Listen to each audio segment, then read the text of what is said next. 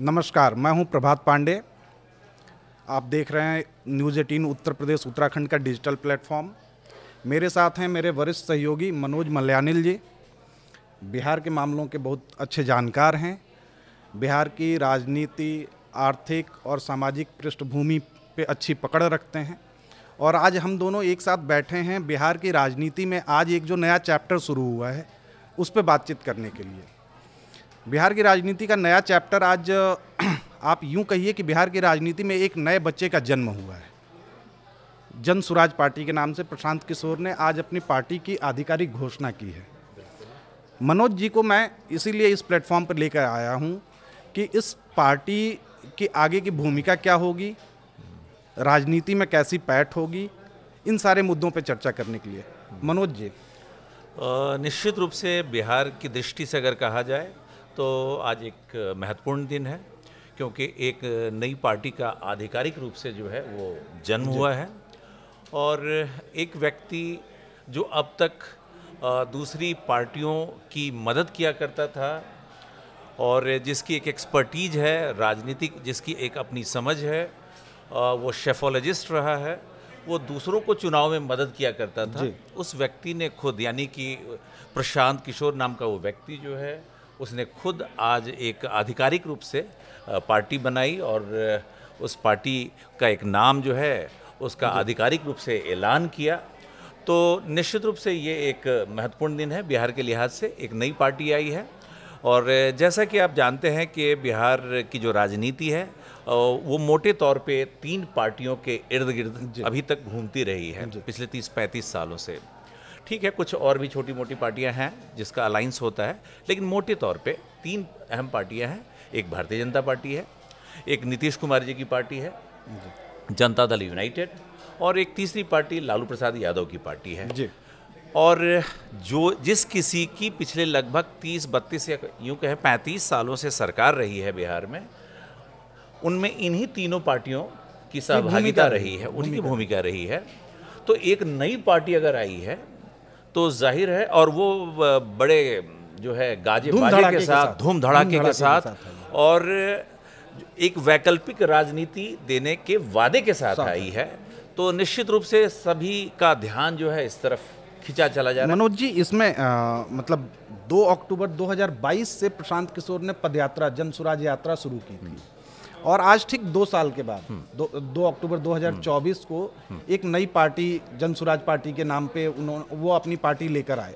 और आज जो पटना के वेटनरी कॉलेज ग्राउंड में जो क्राउड दिखा और जो पूरा वो 3-4 घंटे का जो लंबा कार्यक्रम उनका चला है, उसको देखकर मतलब क्या आपको ये लग रहा है कि ये पार्टी, क्योंकि मैं यहाँ पे एक चीज़ और रिलेट करूँगा कि ठीक ऐसी ही पृष्ठभूमि 2012 में केजरीवाल ने तैयार की थी दिल्ली में, अरविंद केजरीवाल ने 1.5-2 साल के आंदोलन के बाद उन्होंने अपनी एक पॉलिटिकल पार्टी का अनाउंसमेंट किया 2 अक्टूबर 2012 को, और दिसंबर 2013 में जब चुनाव हुए तो अरविंद केजरीवाल की अगुवाई वाली आम आदमी पार्टी सत्ता में आई।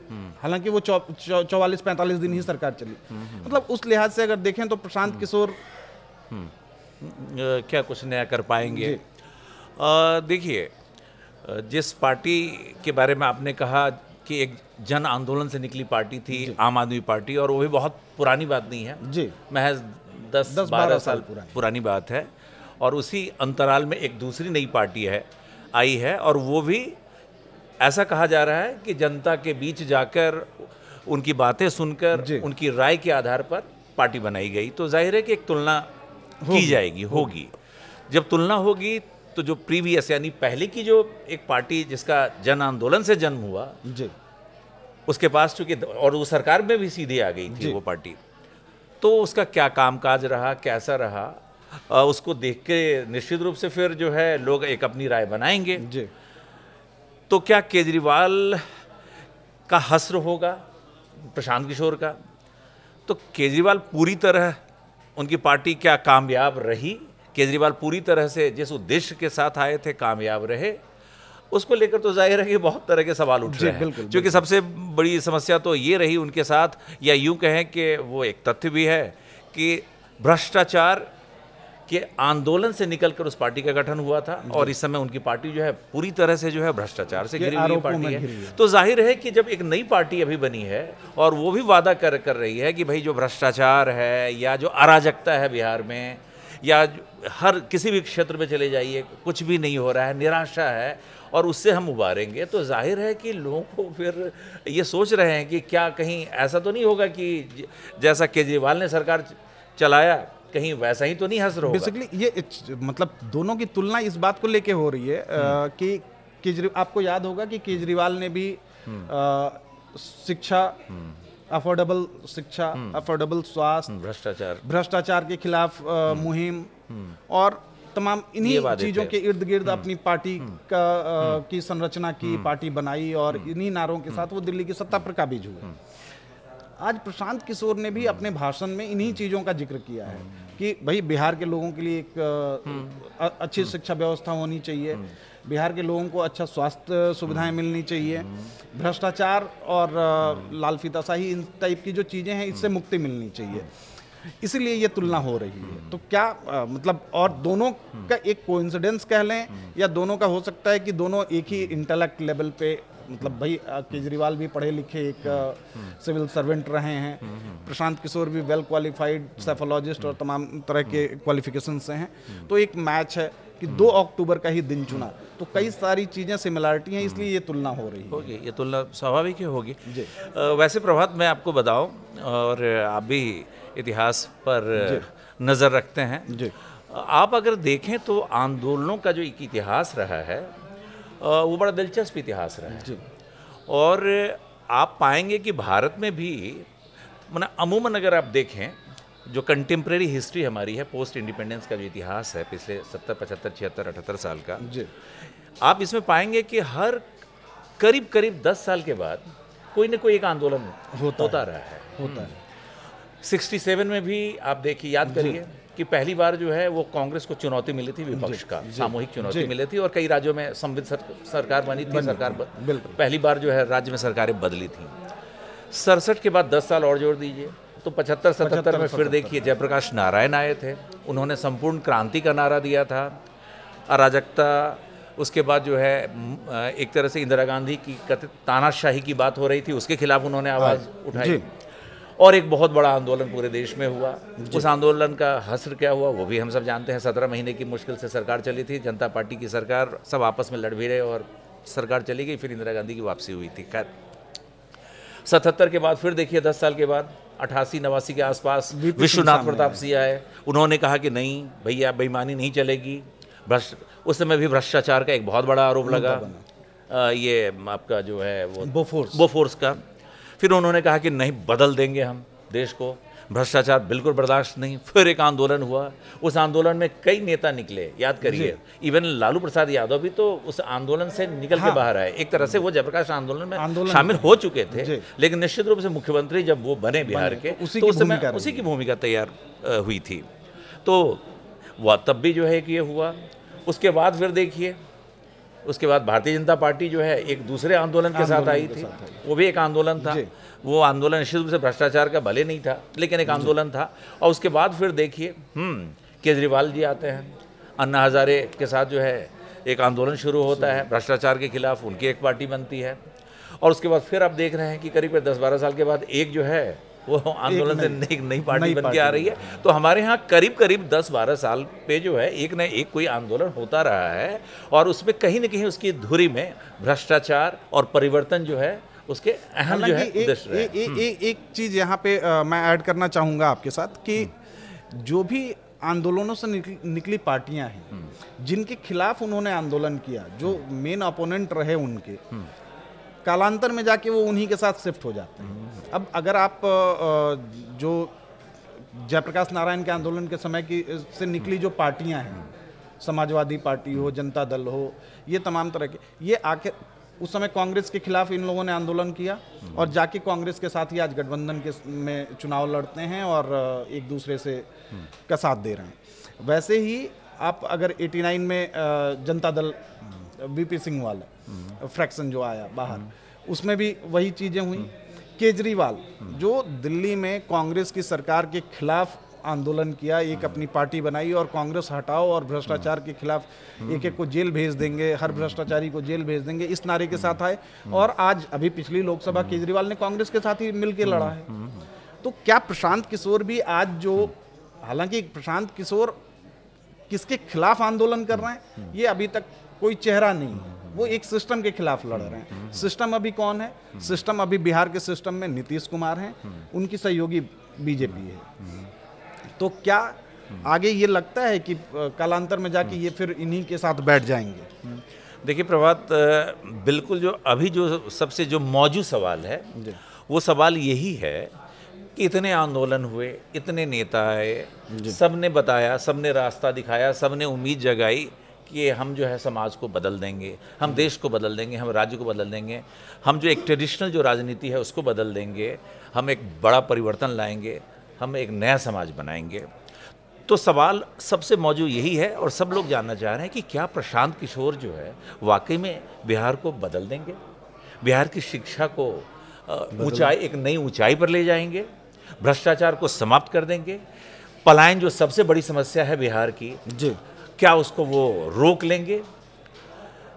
तो आपको फिर ये देखना पड़ेगा कि अब तक जो प्रशांत किशोर ने जो कंडक्ट रहा है, पॉलिटिकल जो कंडक्ट रहा है, और अभी तक पार्टी बनने तक और पार्टी बनने से पहले जो उन्होंने कई जो फैसले लिए हैं पार्टी से जुड़े हुए, उसको देखना पड़ेगा। पहली बात, प्रशांत किशोर क्या इतने योग्य हैं कि वो ये सब कुछ कर सकते हैं? जी। तो इसको ऐसे देखिए, प्रशांत किशोर निश्चित रूप से एक गहरी राजनीतिक समझ रखते हैं, इसमें कहीं कोई शक नहीं जी। उन्हें बहुत अच्छी समझ है बिहार की राजनीति की, देश की राजनीति की, और वो तो अमेरिका में भी रह चुके हैं, यूनाइटेड नेशन में भी काम कर चुके हैं, तो उसका जिक्र भी किया उन्होंने। हाँ, कि अमेरिकी मॉडल लागू करूंगा। हाँ, वो अंतर्राष्ट्रीय राजनीति को भी समझते हैं और इंटरनेशनल गवर्नेंस को भी समझते हैं जी। इसमें कोई शक नहीं है, प्रशांत किशोर के पास एक अच्छी समझ है और एक ग्लोबल अंडरस्टैंडिंग भी है, और वो पर जो मुद्दे हैं, जो इश्यूज हैं, उसको वो समझते हैं जी।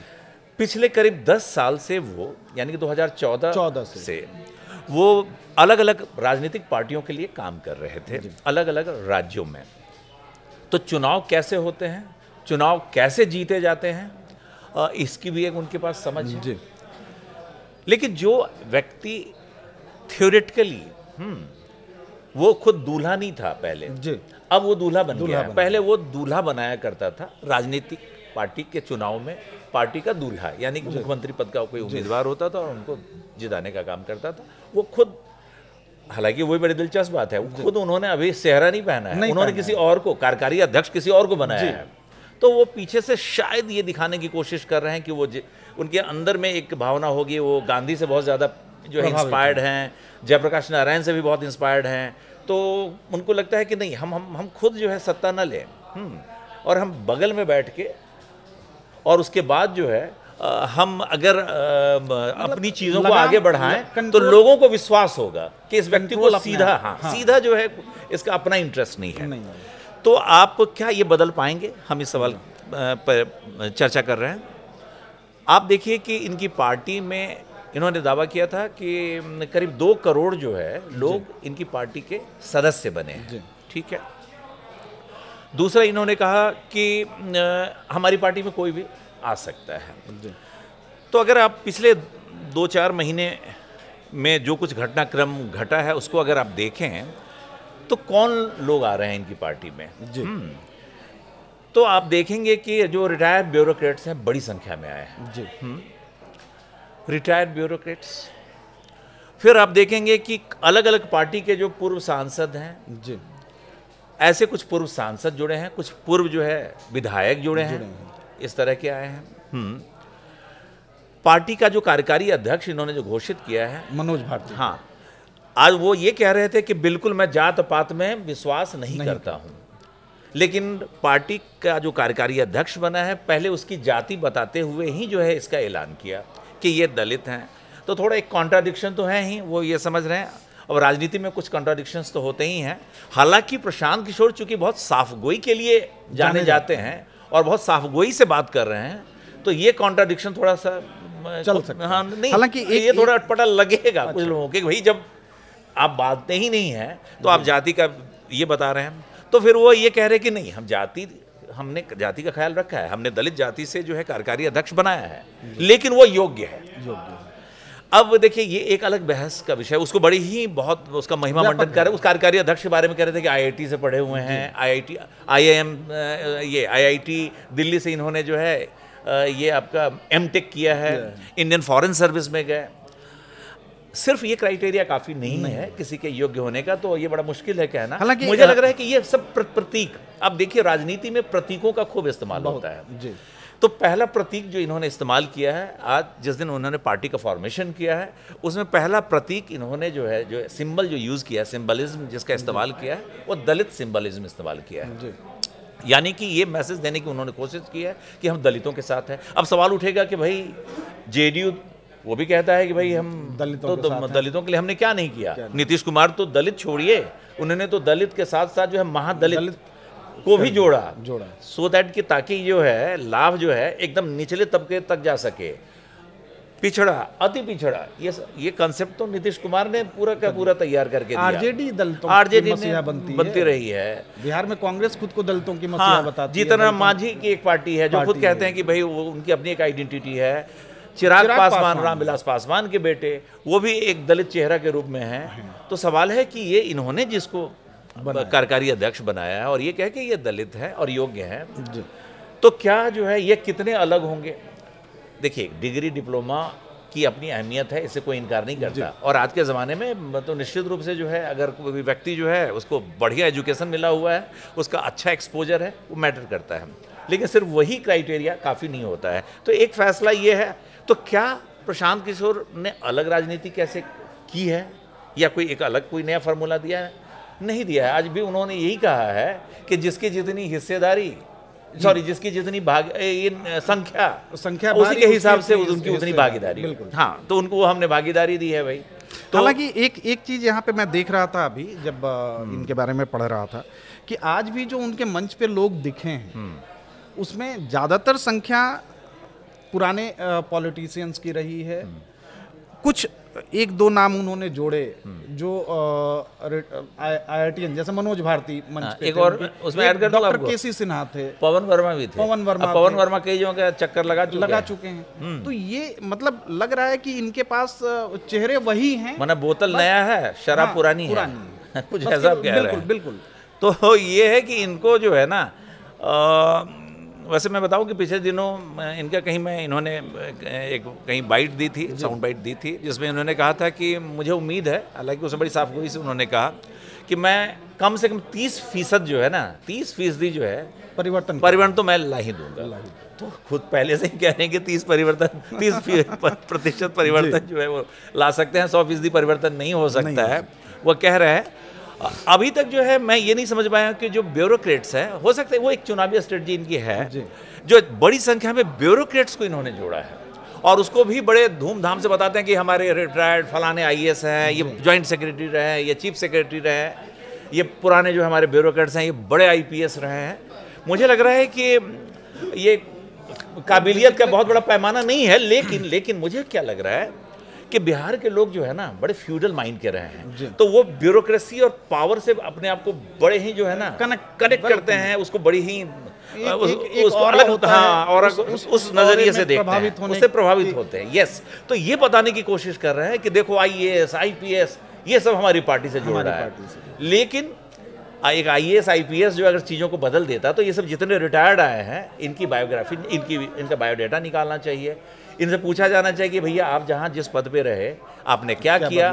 मैं तो कहता हूँ कि इसमें बड़े बड़े IAS जो हैं बिहार में रहे हैं, एक मोहल्ला भी इन लोगों ने कभी बनाया है जिसमें ये रह सकें। ये सभी रिटायर्ड लोग, कोई पटना में नहीं रहता है, कोई बिहार में नहीं रहता है, ये सब बिहार से बाहर रहता है। कोई मोहाली में रहता है, कोई नोएडा में रहता है, कोई गाजियाबाद में रहता है, कोई बेंगलोर में रह रहा है, कोई मैसूरू में रह रहा है, इन सब जगहों में रहता है। कोच्चि तक चले गए हैं, पटना में एक मोहल्ला तक नहीं बना है। तो इनसे पूछा जाएगा। अब चूंकि पार्टी का गठन हो चुका है जी, तो हम पता, हम लोग मीडिया जो है बहुत नेचुरल है, वो पूछेगा कि भाई आप जो है आपकी योग्यता अब तक जो है आपने जो कुछ रहा है, आपने जो कुछ किया है, तो आप बताइए कि आपने क्या किया। हाँ, जाहिर है एक जो सिंबोलिज्म वाली आपने बात की वो मतलब एक चीज़ और दिखी जब इन्होंने अपने संबोधन की शुरुआत की कि आज हम आधिकारिक तौर पे पार्टी का अपना ऐलान कर रहे हैं, हमने चुनाव आयोग ने हमारे नाम जन सुराज पार्टी को मान्यता दे दी है। उसके बाद इन्होंने वहाँ मौजूद भीड़ से पूछा कि क्या ये नाम आपको पसंद है ना, अगर पसंद नहीं है तो फिर हम दोबारा चुनाव आयोग जाएंगे। तो एक सिंबोलिज्म ये कि हम सबको साथ लेकर चलने और डेमोक्रेटिक हैं। एक दूसरा मतलब इसके अलावा एक था कि इन्होंने एक नारा लगवाया वहाँ से कि मैं बोलूँगा जय बिहार, आपको बोलना है जय जय बिहार। और ये नारा हर उस जगह तक पहुँचना चाहिए जहाँ बिहारी शब्द गाली मानी जाती है, जहाँ गाली समझ के बिहार के लोगों को बिहारी कहा जाता है। मतलब मुंबई हो चाहे चेन्नई हो या बंगाल, अभी तरोताजा उन्होंने बंगाल की घटना का जिक्र किया कि बंगाल में जो बिहार के स्टूडेंट्स जो एस्पिरेंट गए थे परीक्षा देने, उनकी वहाँ पिटाई हुई। तो इन सारी चीज़ों को लेके तो ये एक कैसे कनेक्ट। पूरी ताकत से बोलिए जय बिहार, जय बिहार, जय बिहार, जय बिहार, जय बिहार। पीछे तक बोलिए जय बिहार, जय बिहार, जय बिहार, जय बिहार, जय बिहार, जय बिहार। बहुत बहुत धन्यवाद। देखिए प्रभात, आप अगर आप देखें, बिहार कभी भी पैरोकियल स्टेट नहीं रहा है जी। जो जहाँ बोलते हैं ना कि बहुत ही ज़्यादा जिसको संकीर्णता में देखने वाला है कोई समाज, और या फिर कहिए बहुत ज़्यादा क्षेत्रीयता, बिहार पैरोकियल कभी नहीं रहा है। इसीलिए आप पाएंगे बाकी राज्यों में रहा है, दूसरी जगह जो भाषाई वजहों से पैरोकियलिज्म वहाँ पे रहा है। जैसे महाराष्ट्र, वहाँ पे है मराठी और नॉन मराठी, मराठी रहता है। आप बंगाल देखेंगे, आप तमिलनाडु देखेंगे, आप गुजरात देखेंगे, या कहीं आप चले जाइए, गुजरात नॉट एज सच, आप दक्षिण में चले जाएं, आप देखेंगे। यही वजह है कि आरएसएस जो है उसको बिहार में जगह बनाने में बहुत मुश्किल हमेशा से रही है। हाँ, उसके लिए महाराष्ट्र बहुत आसान था। नागपुर में बहुत सोच समझ के हेडक्वार्टर बनाया गया था, क्योंकि बिहार के जो लोग हैं ना बहुत पैरोकियल किस्म के नहीं हैं, सबको स्वीकार कर लेते हैं, उस नज़रिए से नहीं देखते हैं। ऐसे में एक बार 2013 में भी नारा दिया था नीतीश कुमार ने। राष्ट्रीयता की बात जब होती है तो बिहारी राष्ट्रवाद आप कह लें, यही कहेंगे ना कि आप जगाने की कोशिश है कि बिहार, हाँ कि भैया आप बिहारी हो, गर्व करो कि आप बिहारी हो। लेकिन आप देखेंगे कि बहुत कुछ ज्यादा उस तरीके से वो नहीं जगा पाए। याद करिए कि दिल्ली में रैली हुई थी और नीतीश कुमार बीजेपी से अलग हो चुके थे, और दिल्ली में जो उनकी जो सभा हुई थी, बहुत बड़ी सभा हुई थी, जिसमें मुख्य उस समय के जो प्रधानमंत्री पद के उम्मीदवार नरेंद्र मोदी थे, उनके खिलाफ उन्होंने वो रैली की थी। और उसमें जो है बिहारी राष्ट्रवाद का अगर कह लें तो उन्होंने नारा दिया था, बोला था ना कि भाई बिल्कुल गर्व से आप करिए कि आप बिहारी हैं। हाँ, बिहारी प्राइड की बात की थी, वर्ड एग्जैक्टली बिहारी प्राइड की बात की थी। ये भी कहीं ना कहीं उसी प्राइड की बात, उसी प्राइड की बात कह रहे हैं। हालांकि राजनीति की बहुत अच्छी समझ है इनकी, तो मैं ये नहीं कहूँगा कि उनको क्या नहीं पता होगा।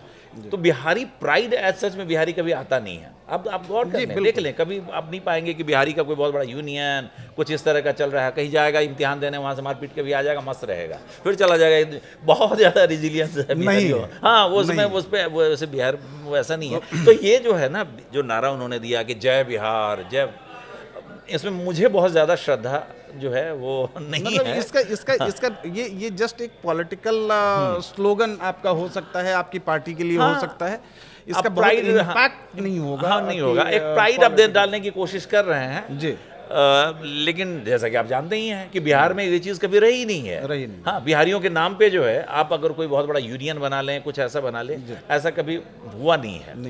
करना चाहूँगा बिल्कुल, क्योंकि 2 अक्टूबर को उन्होंने पार्टी की स्थापना की है। निश्चित रूप से वो कहते हैं कि भाई महात्मा गांधी से बेहद प्रभावित हैं।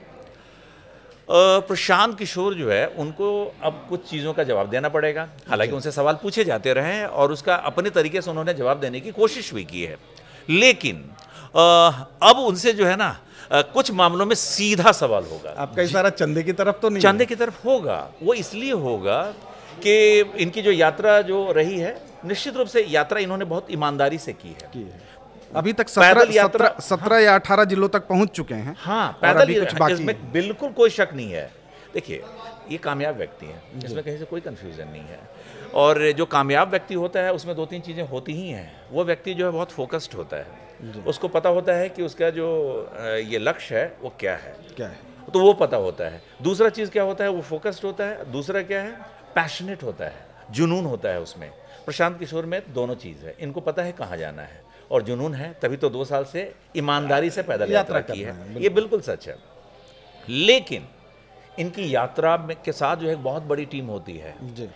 इनके जन सुराज, अब जो तो पार्टी हो गई, उसमें बड़ी संख्या में जो है ना लोग जुड़े हुए थे और वो सब पेड हैं, यानी कि वो सब उन लोगों को पैसा भी दिया जाता है। बिल्कुल, ऑफिस बेयरर्स हैं और पढ़े लिखे लोग हैं, उनको अच्छी खासी सैलरी देते हैं। और अब पार्टी चलाएंगे तो पार्टी को चलाने में कितना खर्च होता है कहने की बात नहीं है। इतने दफ्तर बनते हैं, दफ्तर में काम करने वाले लोग होते हैं, उसमें कार्यकर्ताओं को बाहर जाना पड़ता है, प्रचार करना पड़ता है, बहुत सारी चीज़ें होती हैं। तो इतना पैसा जो खर्च हो रहा है, ये पैसा आ कहाँ से रहा है? प्रशांत किशोर ने इसका जवाब दिया था, किसी एक इंटरव्यू में मैंने देखा था। उन्होंने ये कहा था कि पैसा जो है, जिन राजनीतिक पार्टियों के लिए मैंने काम किया, उनकी जिस किसी ने मदद की, कारोबारियों ने या उद्योगपतियों ने, वो सब मुझे मदद कर रहे हैं। तो सिर्फ ये इतना भर कह देने से नहीं होगा।